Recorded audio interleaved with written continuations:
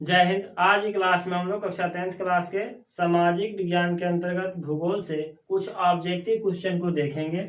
इस टाइप के क्वेश्चन आपके टेस्ट एग्जाम में और फाइनल एग्जाम में पूछे जाते हैं, इसीलिए आप इस क्वेश्चन को समझ लीजिए।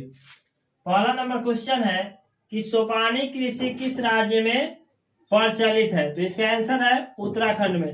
बेसिकली सोपानी कृषि जो है पहाड़ी क्षेत्रों में किया जाता है, सीढ़ीनुमा खेती बना करके, तो ये ज्यादातर प्रचलित जो है उत्तराखंड में है।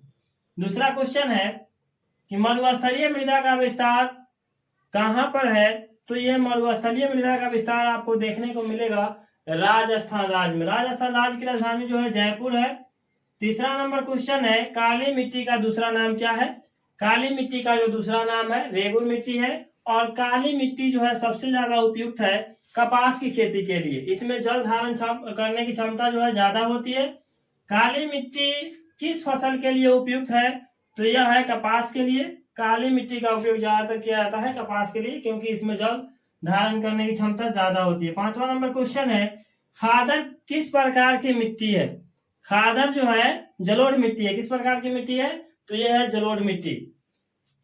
छठा नंबर क्वेश्चन है कि भारत के समस्त स्थल भाग का, भारत के जितने भी स्थल भाग है उनका कितना प्रतिशत भाग जो है जलोढ़ मिट्टी से ढका हुआ है?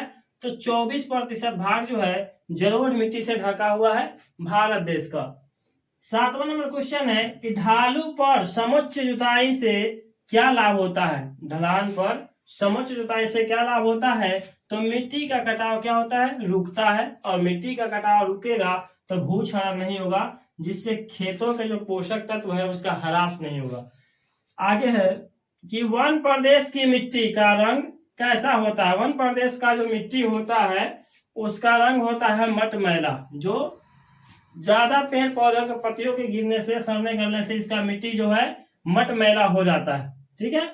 आगे क्वेश्चन है 9 नंबर, किस मिट्टी में, किस प्रकार के मिट्टी में अधिक समय तक आर्द्रता बनाए रखने की क्षमता होती है, यानी जल धारण करने की क्षमता होती है?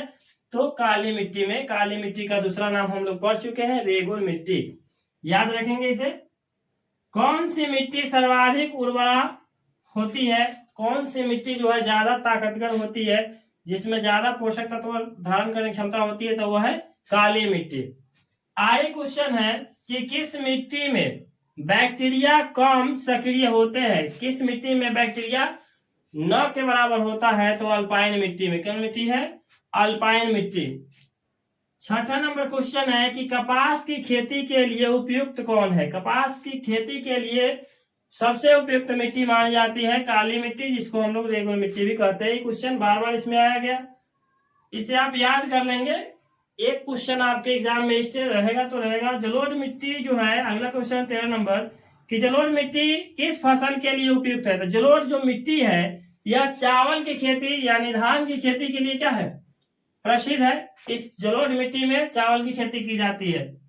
और चावल के उत्पादन में सबसे ज्यादा अग्रणी राज्य कौन है? तो यह है पश्चिम बंगाल। ठीक है, इसे भी आप याद रखेंगे।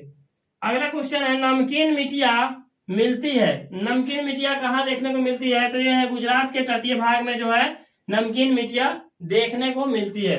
आगे क्वेश्चन है रेगुर यानी रेगुर मिट्टी किस मिट्टी का स्थानीय नाम है? तो वह है काली मिट्टी का। किस मिट्टी का स्थानीय नाम है? रेगुर मिट्टी है, तो काली मिट्टी का स्थानीय नाम रेगुर मिट्टी है। आगे क्वेश्चन है कि अति सिंचन से कौन सी समस्या जो है उत्पन्न होती है? अति सिंचन से जो है जल क्रांतता की स्थिति जो है उत्पन्न यानी समस्या जो है उत्पन्न होती है। आगे क्वेश्चन है 17 नंबर कि भारतीय कृषि का राष्ट्रीय उत्पादन में कितना प्रतिशत योगदान है? तो यह है 22% योगदान जो है भारतीय कृषि का राष्ट्रीय उत्पादन में 22% हिस्सा है। 18 नंबर क्वेश्चन है कि सबसे अधिक व्यर्थ भूमि, सबसे ज्यादा मात्रा में व्यर्थ भूमि किस राज्य में है? तो है जम्मू कश्मीर राज्य में। जम्मू कश्मीर राज्य में बहुत ज्यादा व्यर्थ भूमि है। और 19 नंबर क्वेश्चन है केरल में किस मिट्टी की अधिकता है? केरल में किस प्रकार की मिट्टी ज्यादा मात्रा में है? तो वहां है लैटेराइट मिट्टी। ठीक है, तो प्यारे बच्चों ये जो भूगोल का क्वेश्चन था ये वेरी इंपॉर्टेंट क्वेश्चन सब था, जिससे हमने आपको बहुत ही बेहतरीन तरीके से समझाने का प्रयास किया। हम उम्मीद कर सकते हैं कि आप भी इसे बहुत ही अच्छे तरीके से समझ गए होंगे। प्यारे बच्चों, इन सभी बुक्स का आप अगर लेक्चर वीडियो के माध्यम से हर चैप्टर को समझना चाहते हैं तो इसके लिए एक बेस्ट प्लेटफॉर्म है MG प्लस एकेडमी, जिस पर मंजिल बैच 2026 के नाम से आपके बोर्ड परीक्षा 2026 में जो होने वाले हैं उनके लिए लॉन्च किया गया है मंजिल बैच 2026 के नाम से।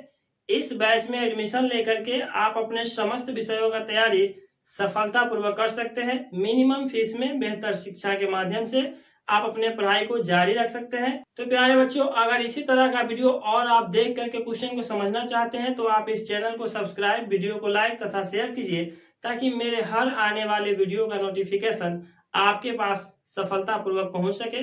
प्यारे बच्चों, जितना जल्द हो सके MG प्लस एकेडमी को डाउनलोड कीजिए, डिस्क्रिप्शन में लिंक दिया गया है, और कोर्स को परचेज कीजिए, ताकि मेरे हर आने वाले वीडियो का माध्यम से तो आपको जानकारी मिल ही जाए, लेकिन लेक्चर वीडियो आपसे ना छूट सके। उस एप्लीकेशन पे आप ऑनलाइन टेस्ट दे सकते हैं, PDF नोट्स भी प्राप्त कर सकते हैं, और आप अपने समय सीमा अनुसार सभी क्लास को अटेंड कर पाए। तो प्यारे बच्चों, मिलते हैं किसी अगले वीडियो में, तब तक के लिए धन्यवाद। जय हिंद।